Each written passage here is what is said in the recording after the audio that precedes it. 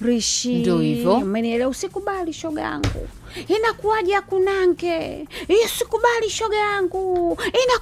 Ila tu mimi nilichompenda Kitasa hakutoa siri za Mariam. Nilichopenda. Yaani hicho ndio kilichonifurahisha. Hakutoa siri za Mariam. Unajua kugombana sio kutoleana siri. Sio kitu kizuri. Kwamba nyinyi mlikuwa mmeajenga, mmepanga, kila mtu najua huyu mwenzangu alikuwa anapita hapa, mwenzangu alikuwa anapita pale, mwenzangu alikuwa anapita hapa, mwenzangu alikuwa anapita pale. Msikilizaji, tunapozungumza haya, hili halijaisha mpaka liishi. Alijaisha na tumeshaongea na muhusika. Mpaka liishi. Kwamba leo ni Jumatatu. Acha kikao hiki kipite kwanza. Alafu tuone. Lakini sisi cha msingi mimi nataka kusema hapa hatushadadi ugomvi.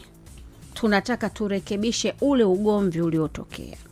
Inawezekana Mariam una mapungufu yako, inawezekana Kitasa una mapungufu yako, hata yule aliyekuja kuwagombanisha ana mapungufu yake hayo ya kuwagombanisha. Nyinyi kama nyinyi Mariam Kitasa na Kitasa na Mariam Uswazi mngeungana mkaenda kumsuta yule anayewachonganisha nyie, mimi hapo ningewaelewa kabisa.